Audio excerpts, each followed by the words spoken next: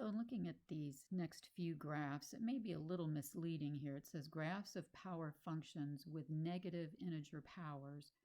And we start out with y equals k over x to the p, and it says p greater than 0. And it's like, well, I just thought you said negative integer powers up here. But if I move that x to the p up across the line, it's going to become x to the negative p, in which case we have a negative exponent. But it's another way of writing it. So I just want to show you that if you see it like this, y equals k over x to the p, that's the same as saying k x to the minus p. Cross the line, change the sign of the exponent. So since the function is not defined when x equals 0, and we saw that when we graphed on the previous page, our chart said undefined, the graph does not have a y value at x equals 0. There's no y value there. If the power p is even, then our graph is symmetric across the y-axis. So you'll see something like this, or something like this, like we saw on the previous page. If the power p is odd, then the graph is symmetric about the origin. Again, our O's go together like we saw before: odd, powers, origin, symmetry. The value of the coefficient k is the number in front, compresses or stretches the graph of y equals 1 over x to the p. These graphs are mirror images of each other across the x-axis. So if I put a negative in front of the function, then it's going to flip it around the x-axis.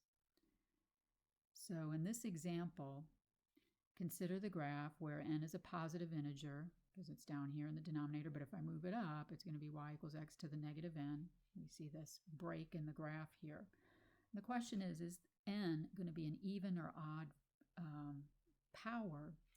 Well, I take a look at where the n's here are going in relationship to x equals 0. Notice they're split, going in opposite directions. So we're looking at n being an odd number.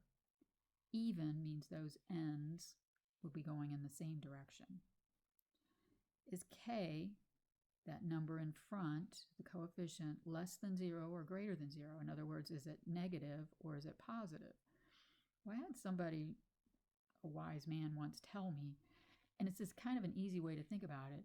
If I see a picture up here in quadrant number 1, any part of the graph up here, then k is greater than 0. If I don't see a picture in quadrant 1, a piece of my graph in quadrant 1, then k is less than 0. And that's always true. Pretty ingenious, right? If k is a positive number, I should see part of my graph in quadrant 1 where everybody's positive up here. Is this function symmetric with respect to the x-axis, y-axis, origin, or none of these? Well, I take a look at this, and it's definitely not the y-axis. Let me get rid of my 0 space here. I don't know how well that's going to go erase away, but if it were with respect to the y-axis, I would see something over here so that when I folded it over, it would fold over the y-axis. And it's not going to be with respect to the x-axis because, again, I'd have to see something here so that when I fold it over, it'll lie on this blue line here. So I can see that opposite quadrants have the same picture. And again, my O's go together. Opposite, origin, odd. That has origin symmetry. It doesn't have to touch the origin to have origin symmetry. As x approaches negative infinity, let's think about where that is. That's over here. As my x's go this direction, what's my y approaching? Well, take a look. Here's y equals 0, here's y equals 1, here's y equals 2. As I'm going in this direction, my y values are getting closer and closer to y equals 0, or f of x approaches 0. That's the same as saying y approaches 0. State the domain using interval notation. Well, let's take a look back at this graph. Domain goes from left to right. So it looks like I start out here at negative infinity, but then when I get here to 0, remember I don't have any value, any y value that matches up with x equals 0. So I actually have to stop. There's a break in the graph here. So it's going to go from negative infinity to 0 with a parenthesis because we don't include the number 0. There is no value at x equals 0. And then to pick up this second piece, we're going to get close to 0 again at x equals 0 and then go all the way out to positive infinity. That would be your domain.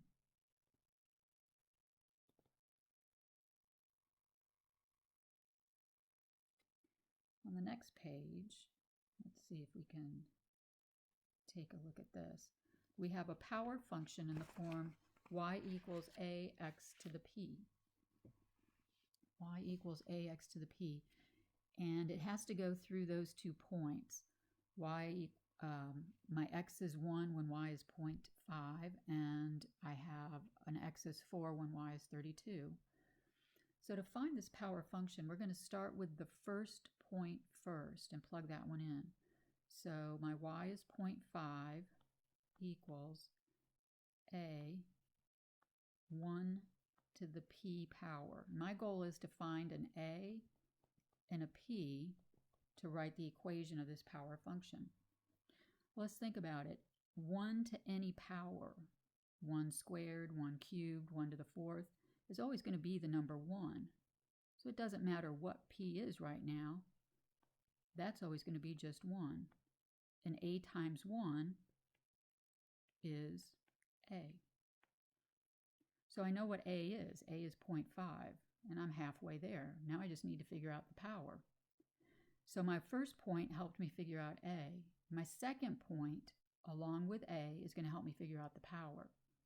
I go back to my equation, y equals ax to the p. That's my power function equation. And I plug in. So I have a y is 32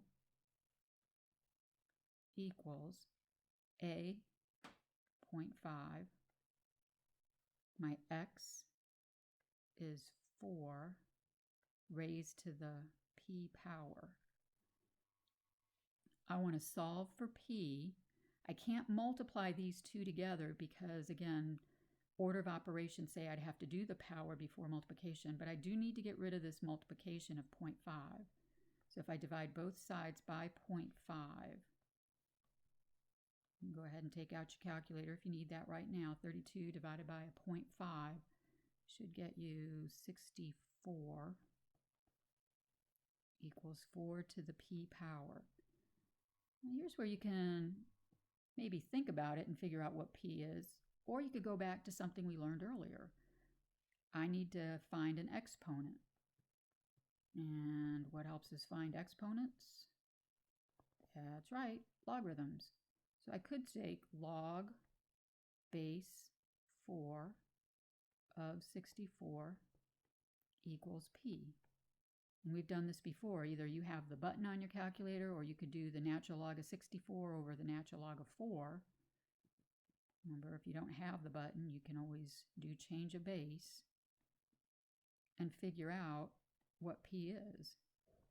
In this case, p turns out to be the number 3.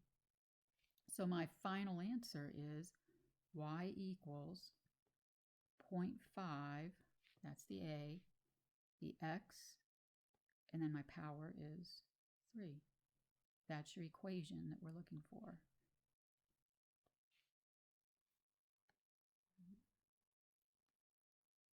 Kind of the same idea for this next power function.